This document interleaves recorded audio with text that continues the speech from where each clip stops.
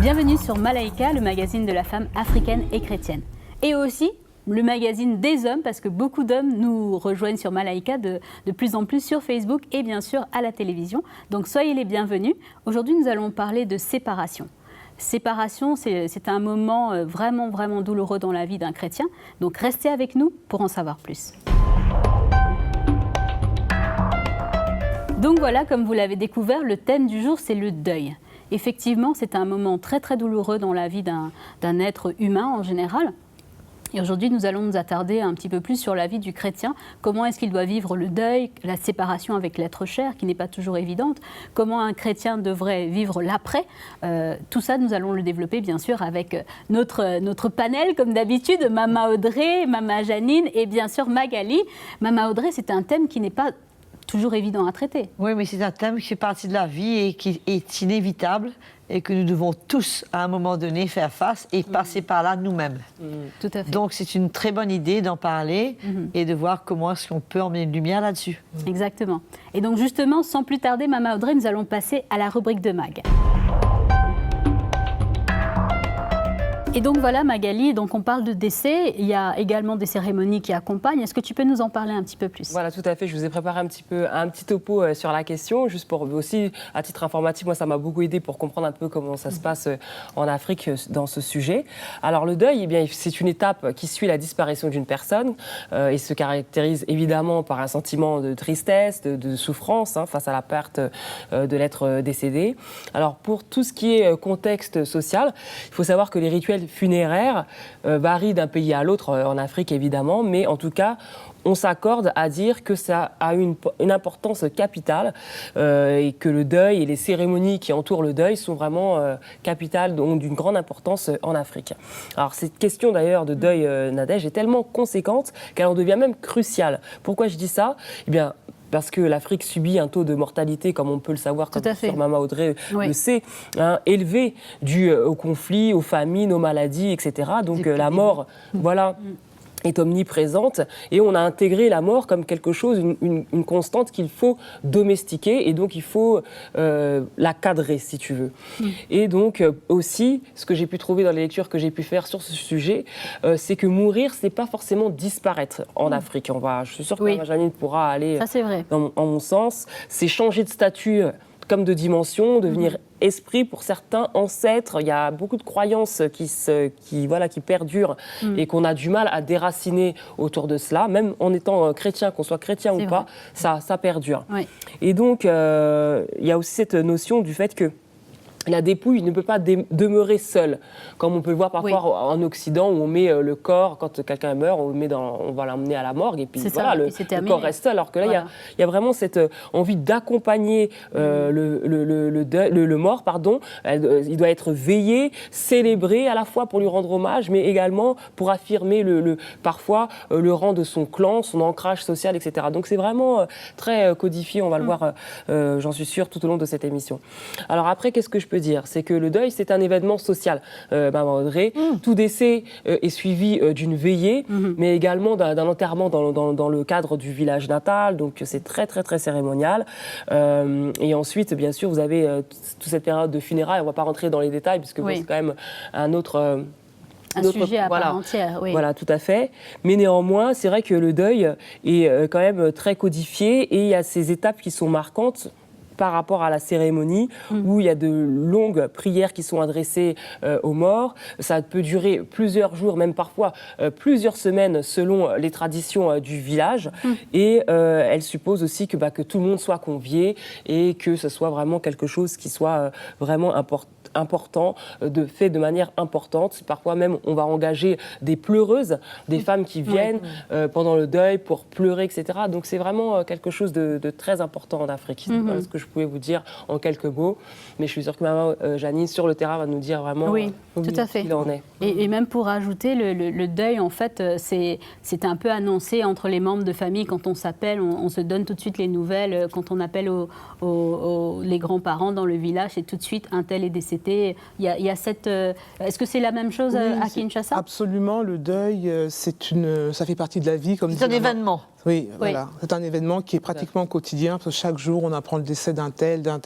Donc, on vit avec la notion de la mort. Mais il y a quand même un paradoxe, malgré tout, c'est que, de ce que moi j'ai constaté, c'est que la mort est omniprésente, mais elle est vécue malgré tout comme une tragédie. C'est une réelle tragédie quand on apprend le décès de quelqu'un. Oui. C'est comme si c'était... la fin du monde. La fin du monde. Oui. Et bien souvent, c'est lié au fait, maman Audrey, que dans la mémoire collective de l'Africain, la mort n'est jamais naturelle. Elle est toujours liée à la sorcellerie. Voilà. On ne meurt jamais naturellement, c'est toujours quelqu'un... Il y a quelque chose derrière. D'accord. Donc quand une veuve... pleure son mari, bien souvent, elle est soupçonnée d'avoir tué son mari d'une manière ou d'une autre. Donc, il y a aussi tout un facteur qui est très... au-delà de la tristesse, au-delà de la douleur, au-delà de tout ce que ça peut représenter un deuil, il y a quand même un facteur stress, parce que la personne qui est survivante, en l'occurrence quand c'est une femme qui perd son mari, elle est pestiférée, elle est mal vue, parce que quelque part, on la soupçonne d'une façon ou d'une autre d'être à l'origine. C'est comme cela pour rajouter une couche, quoi. Voilà, absolument. Donc, j'ai rencontré des sœurs qui avaient justement perdu leur mari, chrétiennes, et qui ont dû faire face justement à des rites, parce qu'il y a beaucoup de rites et de traditions qui sont liées à toutes à la mort, et notamment, par exemple, ça va être maman Audrey, de ne pas parler à la famille, de parler à personne. Alors d'ailleurs, c'est assez étonnant quand une personne meurt ou qu'on vient annoncer la nouvelle de la mort à quelqu'un. Si on annonce la nouvelle à une femme, maman Audrey, dès qu'on lui annonce la nouvelle de la mort, elle doit s'asseoir par terre. Pendant toute la durée du deuil, elle doit être prostrée. C'est-à-dire si c'est son mari. Si c'est son mari, si c'est son frère, si c'est son enfant. Un membre de sa famille. Si c'est une femme, elle doit être par terre. Oui. C'est pas tout à fait la même chose, c'est l'homme. Oui. Quand on annonce la nouvelle d'un décès à un homme, et voilà, s'il est assis, il est assis. S'il veut se mettre à terre, il se met à terre. Mais bien souvent, la femme, dès lors qu'il y a l'annonce du décès, elle est à terre pendant toute la durée, jusqu'à la fin des funérailles. Justement, Maman Janine, en parlant de femmes, nous avons le privilège d'avoir une invitée spéciale aujourd'hui. Donc, c'est Mama Rita. Mama Rita, bonjour. Bonjour Nadège. Je suis ravie d'être reçue dans votre émission. Nous aussi, vraiment, c'est un privilège de vous avoir avec nous. Justement, on voulait vous demander, partagez-nous un petit peu comment c'est passé. Je sais que vous avez perdu votre époux. Est-ce que vous pouvez nous en parler un petit peu ? Il y a l'émotion, il y a le choc. Et il y a un temps, moi, je suis restée à peu près 1 mois. Vous savez, moi, j'ai eu la grâce aussi parce que j'étais préparée. C'est vrai, j'ai passé des moments difficiles. À partir du mois de juillet, c'était tellement difficile parce qu'il ne bougeait plus. Mais j'étais préparée à petit feu. Les médecins m'ont dit, voilà les étapes qui vont se passer. Donc, psychologiquement, j'étais un peu préparée. Mais quand la chose arrive, c'est pénible. Mais avec Dieu, je crois que je disais à Janine, l'avantage que moi j'ai eu, c'était parce qu'il y avait Christ en moi. Et avec ces erreurs-là, on me disait, non, ne reste pas trop à la maison, tout ça. C'était terrible. Je disais à maman Janine, le premier jour que je suis retournée à l'église, je n'ai pas pu prier. Et de voir les gens chanter, les cantiques. Je n'ai fait que pleurer. Et je me dis, je fais la prédication. J'ai eu l'impression qu'on me parlait à moi. Mais c'était le choc, là. Et psychologiquement, les choses vont petit à petit. Il y a eu plusieurs périodes. Mais maintenant, il est mort en 2015. Et je crois qu'elle me parlait des phases. Là, je dis, peut-être j'ai pas suivi toutes les phases, mais la dernière phase, j'étais d'accord avec elle. Il y a eu le choc. Il y a un moment, on se prépare et à un moment, on se dit, nous sommes des passagers sur Terre et on doit se préparer. Et moi, je crois que j'étais un peu préparée. J'ai eu des moments très difficiles, sans Nadège, très, très difficiles. Mais là, je crois, j'ai une autre une autre pensée, j'ai une autre vue, et j'ai des projets en tête. Gloire à Dieu, gloire à Dieu. En tout cas, vraiment, on reconnaît votre courage, Maman Rita. Et justement, par rapport aux cérémonies, on parlait de cérémonies qui accompagnent le deuil. Est-ce que vous avez eu des pressions de suivre la tradition? Je sais que j'ai eu la grâce et la faveur. Vraiment, j'ai une grâce. Mon mari était chrétien. Ils étaient de confession protestante. Donc, je n'ai pas tellement eu de tiraillement ou on m'a fait des cérémonies. Non, non, ça s'est bien passé. Comme j'étais bien encadrée par des serviteurs, des hommes de Dieu et des servantes de Dieu, donc je n'ai pas eu tellement de je n'ai pas eu tellement de problèmes.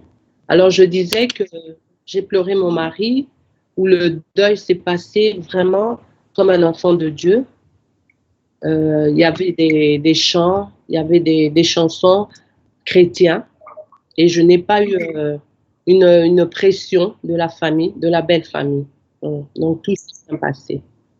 Et je n'ai pas eu à subir des cérémonies, bien des rites.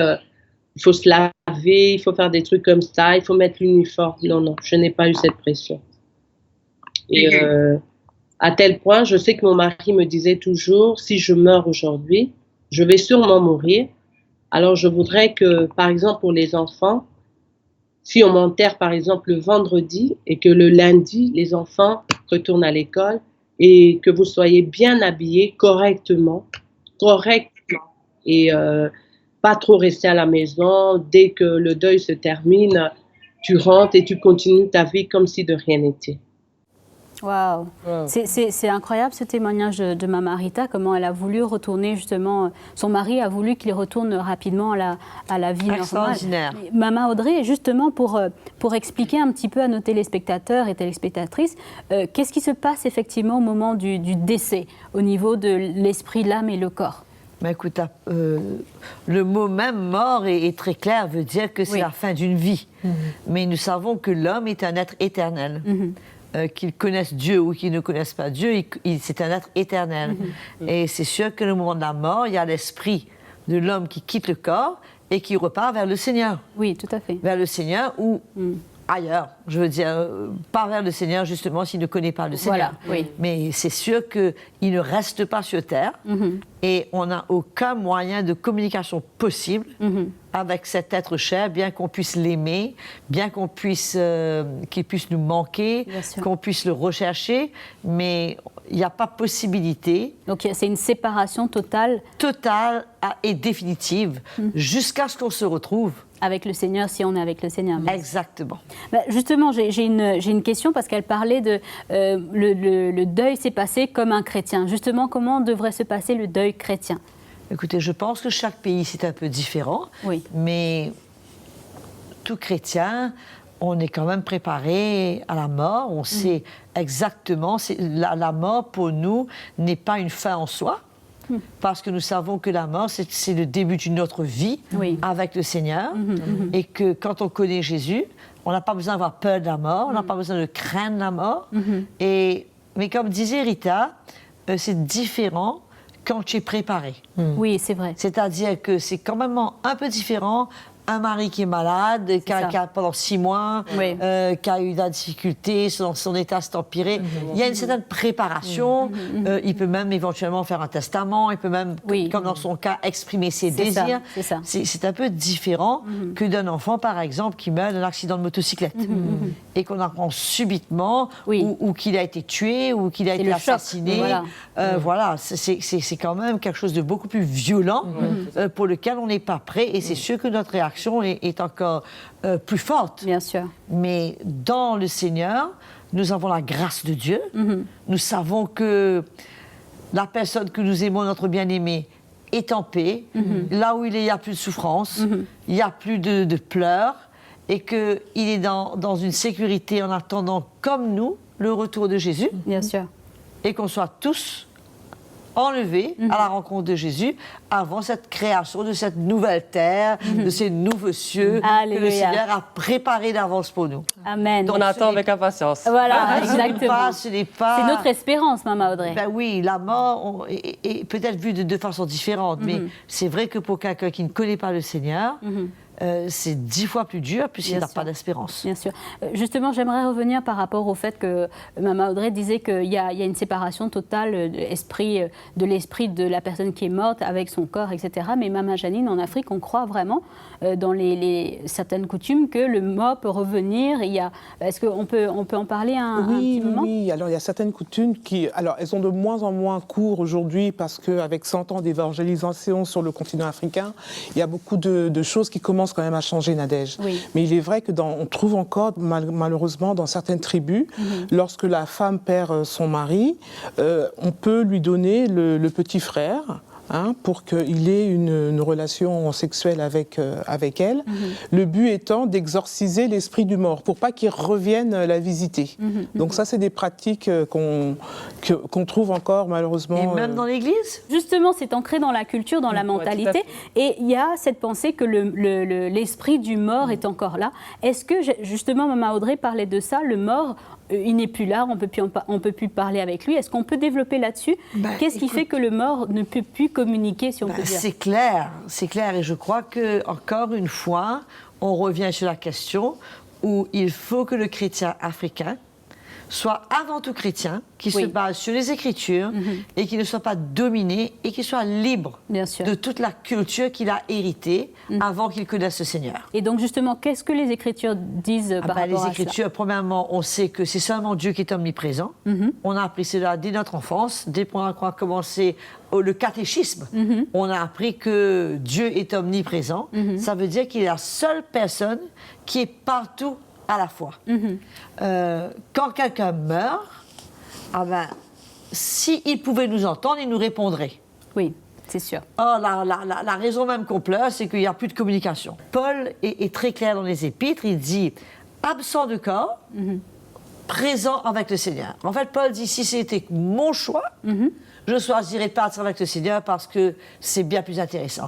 Mais à cause de vous, l'Église, parce que vous avez encore besoin de moi, je choisis de rester. Cela est très clair. Et aussi dans les Écritures, la parole de Dieu fait mention de Lazare et du mauvais riche. Tout à fait. Comment le Seigneur dit là où tu es et là où est Lazare, il n'y a pas de communication possible. Il n'y a pas de possibilité. Et le riche dit, mais Seigneur, envoie-moi Lazare pour parler aux frères. Il dit, mais non, ils ont Moïse. C'est quelque chose de complètement différent. On ne peut pas s'adresser à un mort. Premièrement, c'est interdit par la parole de Dieu. Et deuxièmement, le mort, il ne peut plus nous entendre. Il n'y a plus aucune communication entre là où il est et là où nous sommes. Du reste, Paul, quand il rencontre les responsables de l'église d'Éphèse à Milet, et qu'il sait qu'il va partir pour Jérusalem et qu'il est question qu'il soit mis à mort, et les chrétiens le supplient de rester, et il a dit carrément, écoutez, non, prenez soin du troupeau sur lequel le Seigneur vous a établi comme évêque, mais ne vous inquiétez pas de moi. Moi, n'essayez pas de m'éloigner du plan de Dieu. Ce qui m'attend à Jérusalem, moi, je suis prêt à vivre ou à mourir pour Christ. Mais Paul ne leur a pas dit, mais écoutez les frères, en cas de problème, n'hésitez-moi, touchez pas un mot, n'hésitez pas. Revenez me voir. Je serai toujours là pour vous, je vous répondrai. C'est ça, non. La minute que cette séparation a lieu, c'est une séparation définitive. Bien sûr. Et il faut que l'Église enseigne cela davantage, puisque ce sont les Écritures, et que c'est absolument une abomination aux yeux de Dieu qu'on puisse s'adresser à un mort. Au fait, ce sont des choses qui sont vues dans la sorcellerie. Voilà. Ce sont des choses qui sont vues dans toutes les religions païennes, etc. Dans toutes les religions païennes, où on invoque les morts, où on croit que le mort se venge, où on a peur du mort, où le mort revient visiter la réincarnation. Il y a tout cela, mais il y a beaucoup d'ampleur de chrétiens, même je pense en Afrique, qui ont peur encore oui, c'est ça. de des répercussions du mort, en fait. Parce qu'il c'est important important vraiment à la tradition plutôt de croire à la parole de Dieu. C'est là où Paul dit il nous faut renouveler nos pensées. Il nous faut arrêter de penser selon ce qu'on nous a enseigné depuis qu'on est tout petit. Maintenant qu'on connaît le Seigneur, on doit renouveler nos pensées et comprendre la lumière, à la lumière de la parole, la vérité. Et la vérité nous rendra libres. Ça nous rendra libres. Amen, Maman Audrey. Justement, Maman Janine veut rebondir sur un point. Oui, je voulais rebondir, Maman Audrey, sur l'Église, parce que c'est une question que tu as posée tout à l'heure. Donc, comme on l'a vu dans le témoignage de Rita, son mari était chrétien, elle-même l'était, donc il y avait quand même une atmosphère assez, une bonne atmosphère. Et bien que moi, j'ai assisté au deuil, donc elle était quand même par terre pendant toute la durée du deuil, mais il n'y avait pas de pression. C'est donc une exigence de la part de la culture africaine qu'en cas où tu perds ton mari, tu dois être par terre jusqu'à ce que la personne soit enterrée. Exactement, mais c'est que tu perds ton mari ou même un membre de ta famille, dès lors que tu es une femme, dès qu'on t'annonce la nouvelle d'un décès, tu dois être par terre, tu dois dormir par terre, tu manges par terre, enfin bon, tout est par terre. Mais juste, je voulais ajouter quelque chose, Nadège, concernant l'Église. Parce qu'on trouve quand même, j'ai eu un témoignage d'une femme qui m'a dit, moi je suis chrétienne, j'ai perdu mon mari, on m'a fait faire certains rythmes. Alors ça n'a pas été jusqu'à la relation sexuelle avec le beau-frère, mais on lui a fait faire des chants, on lui a fait faire des baignades, et elle était un peu confuse. Et donc elle a demandé l'avis de son pasteur. Le pasteur lui a dit, écoute, on te soutient, on est avec toi, tout ça c'est du n'importe quoi, mais écoute, fais-le, mais ne cherche pas l'opposition, ne cherche pas, c'est compliqué. Fais-le, nous on te soutient, on est avec toi. Et elle m'a dit, sur la déclaration de son pasteur, elle l'a fait, mais elle n'était pas du tout elle-même dedans. Mais pour ne pas... Mais où est le Saint-Esprit ? C'est un peu contradictoire, le pasteur aussi. Mais c'est une réalité, c'est ce qu'on trouve. Mais où est le Saint-Esprit dans tout cela ? Où est la conviction et la direction du Saint-Esprit ? Encore une fois, Jésus a dit, il vous est avantageux que je m'en aille. Je vous enverrai le Saint-Esprit. Il vous dira tout ce que je vous ai dit. Il rappellera tout ce que je vous ai dit. Et il vous dira tout de la part du Père. Écoutez-le. Pourquoi est-ce qu'on doit se fier aux traditions quand on a l'Esprit de Dieu et qu'on a la parole de Dieu ? Et là, c'est justement, Maman Audrey, juste pour avancer sur le débat, parce que je pense qu'on est clair sur cette question, mais que se passe-t-il pour ceux qui ne connaissent pas le Seigneur ? La parole de Dieu est très claire. S'ils ont entendu, la parole de Dieu est très claire dans le livre de Marc, que ceux qui auront cru et qui seront baptisés seront sauvés. Ceux qui n'auront pas cru, après que les disciples aient annoncé la bonne nouvelle, ils seront condamnés. La parole de Dieu est claire. Mais maintenant, ceux qui n'ont pas entendu, voilà, c'est ça. Le Seigneur est quand même juste. La parole de Dieu nous dit que le Seigneur jugera certaines personnes d'après leurs œuvres, d'autres d'après la lumière qu'ils ont reçue, d'après leur propre conscience. Aussi, oui. Parce que leur conscience leur dit de faire des choses et quand ils obéissent ou qu'ils désobéissent à leur propre conscience, ils se mettent coupables eux-mêmes. Eux-mêmes, oui. Et aussi, la parole de Dieu parle que ceux qui ont le cœur droit, quand ils entendront le jugement, ils se réjouiront. C'est-à-dire que nous serons tous d'accord avec le jugement parce que le jugement sera juste. Mais c'est sûr qu'il n'y a pas 4 destinations. Voilà, c'est ça, j'allais demander. Justement, alors, c'est quoi les 2 destinations ? On est en route pour le ciel ou on est en route pour l'enfer. Et comment se rassurer justement qu'on va dans la bonne destination ? Si on est, par exemple, proche d'une personne qui est mourante, comment est-ce qu'on peut l'accompagner dans cette phase-là pour qu'elle se rassure justement qu'elle va si on connaît le Seigneur déjà, et si elle connaît le Seigneur déjà, la parole de Dieu nous dit que le Saint-Esprit rend témoignage à notre cœur que nous sommes les enfants de Dieu. Amen. La parole de Dieu nous dit que si nous avons reçu, que la lumière est venue dans le monde, que certains l'ont reçu, d'autres ne l'ont pas reçu, mais à ceux qui l'ont reçu, elle a donné le pouvoir de devenir des enfants de Dieu, qui sont nés ni de la chair, ni de la volonté de l'homme, mais de Dieu. Pierre dit, vous avez été sauvés non pas par les traditions vaines de vos ancêtres, mais par le sang précieux de Jésus qui a été versé pour vous sur la croix. Amen. Donc la parole de Dieu est claire à ce sujet, et du reste, quand on est chrétien, on a cette paix, cette assurance dans notre cœur. Voilà. Que si quoi que ce soit nous arrive, on sait où on va, et du reste, on attend tous et toutes le retour de Jésus. Amen, parce qu'on sait qu'au son de la trompette, Alléluia, un signal donné, Amen. au son des anges, de l'archange, nous serons enlevés à la rencontre de Jésus. Mais malheur à ceux qui ne seront pas de ce voyage. C'est ça. Ça redonne un peu de gaieté, un peu de sourire, parce que ce sujet n'était pas... On occulte souvent dans les prédications face voilà, à cette notion que la mort n'est pas une fin en soi, comme disait Maman Audrey. Mais oui, il n'y a pas cette espérance. La vie continue. Oui. La vie continue. Voilà, exactement. La tristesse, c'est pour ceux qui restent. Ouais. Dans le sens qu'on a perdu un être cher, on a perdu... Ça laisse un vide. Ça se comprend. Nous ne sommes pas des machines ni des robots. C'est normal que nous ayons des sentiments. Mais il y a des limites. Bien sûr. On ne peut pas se laisser emporter par le sentiment, vivre cela uniquement dans nos émotions. Il ne faut pas oublier qu'il y a la grâce de Dieu qui est là pour nous relever, pour nous réconforter, pour mettre... Puisque le Seigneur voit la mort d'une manière complètement différente de nous. Hein. Pour lui, ce n'est pas la fin du monde. Hein. Puisque la vie, c'est une petite parcelle. C'est quoi, 80 ans, 40 ans, 60 ans sur la vie éternelle. Comparé à l'éternité, c'est juste un passage. Exactement. Donc, le Seigneur veut que nous puissions voir la mort telle qu'il la voit, et le Saint-Esprit est là pour nous réconforter, pour nous encourager, et que nous puissions fixer nos yeux sur Jésus et sur les promesses du Seigneur, que si c'est quelqu'un qui est en Christ, on le retrouvera peut-être plus vite qu'on ne le pense. Amen, amen. Maman Audrey, on espère en tout cas se retrouver bientôt. Malheureusement, les sujets sont passionnants, mais on n'a pas beaucoup de temps. Et justement, on va passer au mot de la fin. Je vais encourager tous ceux qui nous écoutent, surtout les chrétiens, à se tourner vers la parole de Dieu, à comprendre que le Seigneur, quand on est chrétien, on n'est pas comme les autres. On ne vit pas, je ne parle pas d'un orgueil, je ne parle pas d'une supériorité, mais on ne fait plus partie de ce monde et on ne vit pas comme les autres qui ne connaissent pas Dieu. Amen. Nous avons les Écritures, nous avons le Saint-Esprit.